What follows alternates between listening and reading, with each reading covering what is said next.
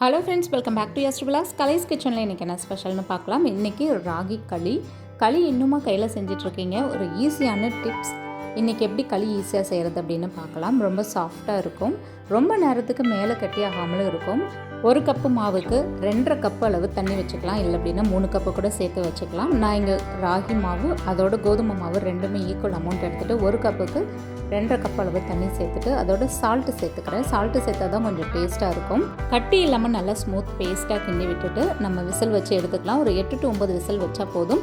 ராகி களிக்கு ரொம்ப காரசாரமான குழம்பு இருந்தாங்க, ரொம்ப டேஸ்ட்டாக இருக்கும். அதுக்காக நம்ம இன்றைக்கி மீன் குழம்பு ரெடி பண்ண போகிறோம்.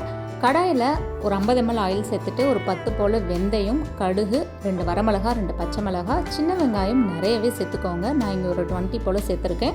அதுக்கப்புறம் ஒரு 10 பல்லு பூண்டு தட்டி சேர்த்துட்டு இதோட இஞ்சி பூண்டு பேஸ்ட்டு சேர்த்துட்டு நல்லா வதக்கி எடுத்துக்கலாம். கருவேப்பிலை சேர்த்துக்கலாம். ஃபிஷ்ஷோட ஸ்மெல் பிடிக்கல அப்படின்னா புதினாவும் ஒரு 4 இலைகள் சேர்த்துக்கலாம், ஃப்ளேவர்ஃபுல்லாக இருக்கும்.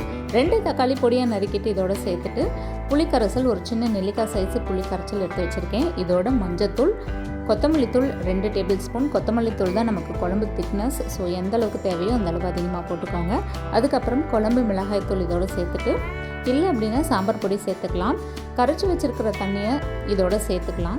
நல்ல ஒரு 10 நிமிஷம் போல் கொதிக்கட்டும். புளியோட வாடையெல்லாம் போனதுக்கப்புறமா பிடிச்சமான மீனை இதோட சேர்த்துக்கலாம். மீன் சேர்த்துட்டு ஒரு 5 to 7 minutes நம்ம குழம்பு கொதிக்க வச்சோம் அப்படின்னா மீன் குழம்பு. ராகி களி எப்படி வந்திருக்குன்னு பார்க்கலாங்க. அதிக விசில் விட்டாலும் ரொம்ப கெட்டியாகிடும். ரொம்ப சாஃப்ட் அண்ட் ஸ்மூத்தான ராகி மட் ஈஸியாக ரெடி ஆகிடுச்சு. தண்ணி அப்பப்போ தொட்டுட்டு ராகி களியை இந்த மாதிரி உருண்டை பிடிச்சி வச்சுக்கோங்க. மேலே நல்லெண்ணெய் ஒரு சொட்டு விட்டுட்டு இந்த மாதிரி உருண்டை பிடிச்சி வச்சோம் அப்படின்னா எப்போவுமே காஞ்சி போகாது, ரொம்ப சாஃப்டாக இருக்கும். ஆஃப் டே ஆனாலும் ரொம்ப சாஃப்டாக. இதே மாதிரி easy recipes and cooking competition recipes வேணும் அப்படின்னா என்னோட சேனல் சப்ஸ்கிரைப் பண்ணி பாருங்க.